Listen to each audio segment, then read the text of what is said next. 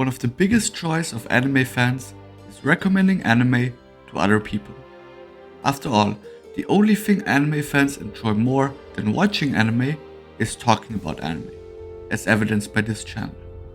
There's a sort of innate human joy in recommending someone something, no matter the medium, and seeing how they react to your recommendation.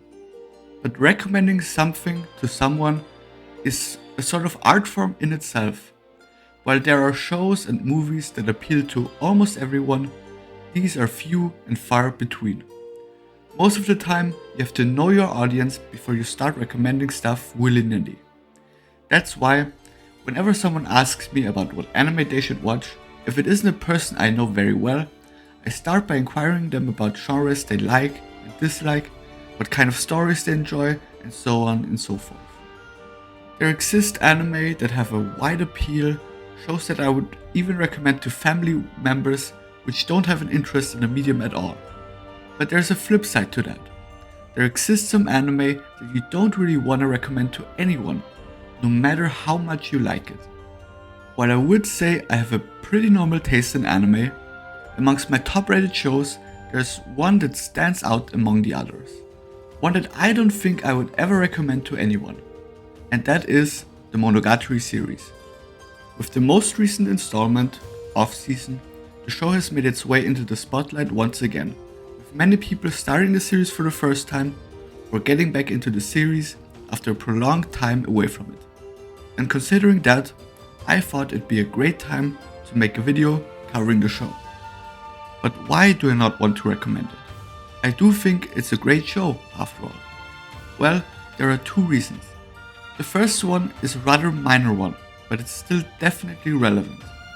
The show is very dialogue heavy, and when I say very, I mean very.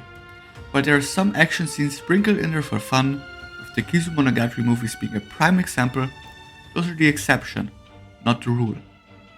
Most of the show can be described as 2 or 3 people just talking to each other for episodes on end. Sometimes entire episodes will take place in only one spot with no change in location taking place. These conversations are filled with interesting, sometimes deeply philosophical dialogues exploring the relationship between the world and the characters. Not only that, the presentation makes it so that these episodes turn into audio-visual experiences, where I personally don't find myself bored for a single second while watching it. I do, however, understand that this is not every person's cup of tea. There is still a large subset of the anime community that mainly watches battle shonen, for example, and that demographic is definitely not one that this show appeals to. But now we get to the real meat of the problem. While the nature of the show is enough to scare some people away, the Monogatari series is also often considered to be an incel show, where some people react negatively to it merely being brought up in conversation. And there's a reason for that. Probably the single most well-known scene in the entire show is from Nise Monogatari, and that is the infamous toothbrush scene. Without going into too much detail, it is a very intimate scene between the main character and one of his sisters. That scene, in fact, condenses the main problem I and many others have with the show: the sexual harassment. Now, if you have watched a lot of anime, you will know that the Monogatari series isn't the first to feature those sort of scenes, and it certainly won't be the last. Most shows, however, don't feature it to this degree. And while I don't intend to excuse these scenes, I do think it is important to give some context for them. Something to note is the use of the unreliable narrator. Now, I'm not saying these scenes never happened, but I do posit the idea that the scale on which they happened is greatly exaggerated, considering they were shown from the perspective of a generationally horny teenager, Araragi. In fact, I would say that there are only 3 characters with whom these scenes are really problematic: his 2 sisters and the ghost girl, Hachikuchi. The power dynamic with most other characters makes it so that, if they really wished, they could put a stop to his antics in an instant, which, while not excusing his behaviors, makes it seem quite a bit less bad. However, while it is a tired cliche to say this, I would argue that the fanservice in Monogatari does have a purpose, and it loops back to the idea of the unreliable narrator. Every part of the series is narrated by a specific character, and while this narrator more often than not just happens to be our main character, there are entire arcs that are told out of the perspective of some of our secondary characters, and suddenly Araragi doesn't come across as nearly as creepy. Araragi, at his core, hates himself. He thinks he's a creep who deserves the worst, someone who would sacrifice his life for someone he sees as more deserving at the drop of a hat. And he wants the audience to perceive him in that exact same way. I think the best proof of Araragi's actual intentions are his interactions with his girlfriend, Senju. I've seen quite a few people say that because he doesn't approach her with the same sexual actions that he does some of the other cast members, he doesn't love her. Which, might I just add, is some of the dumbest shit I've ever heard. The opposite is true, in fact. Senju is the only one he doesn't act that way with because he loves her. She's the one that initiates their intimate acts, and even then, these are often off-screen, but that's for a reason. Senju was sexually harassed as a child, and so to protect her and the sanctity of the relationship, Araragi explicitly hides all their explicit acts from the viewer.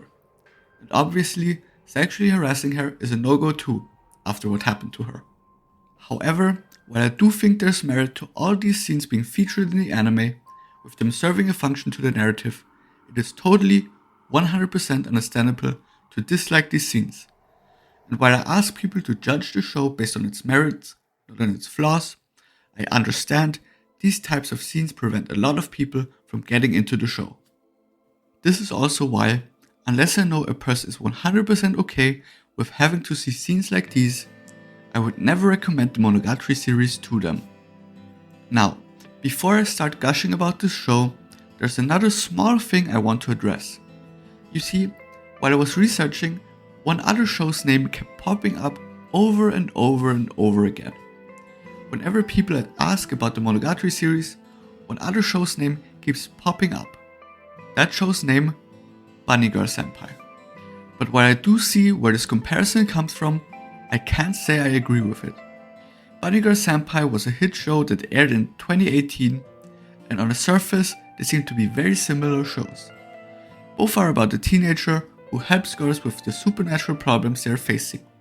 I even see many people call Bunny Girl Senpai a carbon copy of the Monogatari series. So, I'd just quickly like to take a moment to point out the show's differences and explain why each of them has their own merits to make them worth watching. While the concept of these shows are quite similar, it's the execution of that very concept that makes them unique. First of all, it's a protagonist. Araragi's actions are framed as selfless, where he butts into situations that don't actually have anything to do with him. Sakuda, the protagonist of Bunny Girl Senpai, meanwhile, gets put into situations where he has to help these girls, even though he would much rather live a normal, average life. But the most important difference is the vibe of the show. Bunny Girl Senpai is, for the most part, quite grounded in reality. The Monogatari series, on the other hand, is known for its outlandish visuals and stories.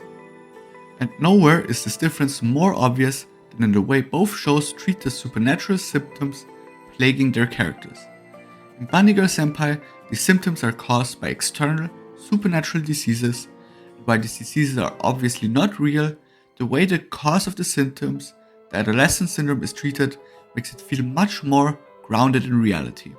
In the Monogatari series, on the other hand, these problems are 100% internal and a product of their own past, their issues, and their insecurities. There's a reason one of the series' most prominent catchphrases is, "I can't help you, only you can help yourself." And Oshino, the originator of this catchphrase, is another vital difference in that vibe. He's our primary source of knowledge on these phenomena, so-called aberrations, but he explains them with logic that is flimsy at best and reasoning that often hinges on obscure puns. His diagnosis hinges on personal conversations with these people, making him resemble a psychologist more so than an actual doctor. But while I don't think these shows are similar enough to call one a copy of the other, I do think they're similar enough to say that if you enjoy one, you would most certainly enjoy the other. I personally am more of a fan of the Monogatari series, but both of them are great shows in their own right. Now, on to why I love this show. The first thing that most people gravitate towards when describing how much they like the Monogatari series is its distinct visual style. There is no other show quite like it in its visual department, where Studio Shaft pulled out all the stops to make it an experience impossible to forget. A show which is so dialogue heavy needs to rely on its visuals to retain the attention of a large portion of the audience. After all, many people wouldn't be that entertained just listening to people talking, no matter how interesting the dialogue. And this show delivers on that. Its phenomenal character design is something that instantly stands out. Every character is visually distinct and instantly recognizable, so much so that every one of them inspires an untold number of fan art of them. And while most other shows stick with their main characters having a single or at most one other outfit, this series' characters have a variety of different outfits and often get a new design to represent some character development they've gone through. Within the absurdity that is the world of the Monogatari series, it gives the characters an air of relatability. After all, real people change their clothes and even their hairstyle all the time. But while the character designs mainly stem from the light novels, it is the set design and background where Shaft's art direction really starts to shine. Its gorgeous backgrounds are a sight to behold by themselves, but combined with the setting, they create a very unique and heavily stylized world, one which you simply cannot look away from. The Monogatari series takes full advantage of its impeccable character design and set design. In short, its direction is just a masterclass of filmmaking. Mundane settings are made exciting by injecting them with just the right amount of over-the-top props populating it, always keeping the viewers on their toes. Its character designs are used to their fullest extent, with close-ups and shots from several angles, really giving the viewer the opportunity to understand both the characters and their relations to each other without having to decipher the sometimes cryptic dialogue. But while these two aspects are a common topic of discussion, the animation is something that I think doesn't get mentioned quite enough. While the series is a very dialogue-heavy one for most of its runtime, there are some instances in which the talking takes a backseat and action becomes the focal point. And while these scenes are few and far between, they never disappoint. They feature some of the most fluid animation out there, making them just as much of a treat for the eye as the rest of the show, if not more. And it is a miracle that it turned out as well as it did. In fact, Studio Shaft was probably the only studio that even had a chance of properly adapting Nisio Isen's light novel series. Before the anime released, the Monogatari series was widely considered to be unadaptable, despite it being one of the most popular light novel series in Japan. And one of the reasons for that, or the main reason rather, is the dialogue. Now, I mentioned that dialogue is one of the reasons why people might not like the show, and while that is the case, it is also one of the biggest selling points of the show. The dialogue, while a bit information dense at times, features some genuinely hilarious exchanges and lots of information and foreshadowing that becomes very important several episodes or arcs down the line. But what about the dialogue made the series so unadaptable in the eyes of many? Well, for one, it's just the amount of it. The novels basically consist of only dialogue and an internal monologue, with close to no action in most arcs. So while the anime is already considered a very dialogue heavy show, it had to tone it down quite a bit from the novels in order to make it fit into the anime format. In fact, one of the most iconic parts of the show stems from this exact issue. The times where text is flashing on screen for parts of a second, something that has become synonymous with the Monogatari series over time, exists because the studio didn't want to or have time to feature Aragi's extensive internal dialogue, but didn't want to cut it out entirely. Every one of these screen flashes features text directly ripped from the novels. While they aren't required to be read to understand and enjoy the story, they definitely help.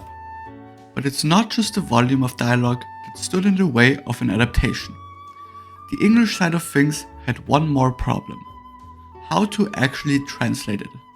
Nishio is often praised to have a masterful grasp of the Japanese language, to the point where native Japanese speakers are surprised and impressed by the type of wordplay he manages to insert into his series. But this wordplay often doesn't translate well, or at all in some cases.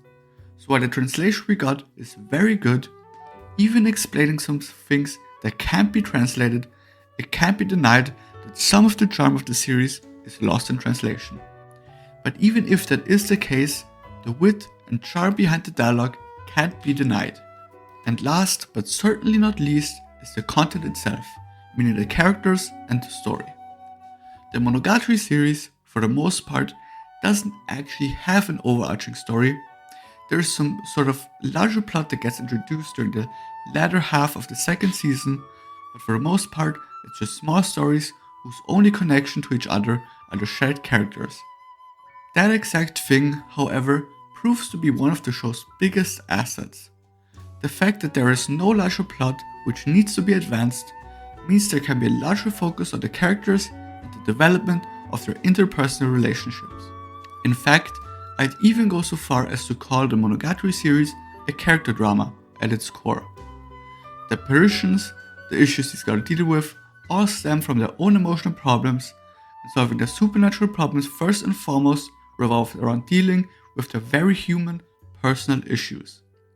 And considering we get entire arcs focused on single characters, this show delivers one of the most phenomenal casts I've ever seen, with some of the most complex and developed characters in the entire medium. Each of these characters would be the most interesting character in most other shows, and they all have so much nuance to them that they'd warrant an entire video about themselves. One of the things I like most is that it subverts some of the most popular tropes of the genre. In a show with that many female characters, one would expect a harem ending, but no, the main character stays monogamous all the way through. That's another awesome thing, actually. The main couple gets together relatively quickly, no 50 episodes will they won't they BS required. But what I like most is that the character storylines actually end and aren't extended just for the sake of it. And while that means that some characters' appearances become sparse after their own storyline has finished, that's honestly not a bad thing, as it makes the few appearances that much more special, while giving the lesser developed characters more time to shine. This also results in characters which initially aren't that interesting to become much more interesting down the line, with the development of characters such as Kaiki or Nadeko being the prime examples of this. The conclusion, or rather the punchline to the video, is the following. I wasn't actually being entirely honest with the title of the video. There are actually two people I have recommended the show to. However, it still stands true that it isn't a show I would recommend to anyone, just people that I know will enjoy it. This series and the novels it originates from are some of my favorite pieces of media, and while they aren't for anyone, those who enjoy them will really enjoy them. The most recent adaptation of Off-Season has made me excited for the next season and everything else that is still to come. Thanks for watching, and if you liked the video, consider subscribing, leaving a comment and a like.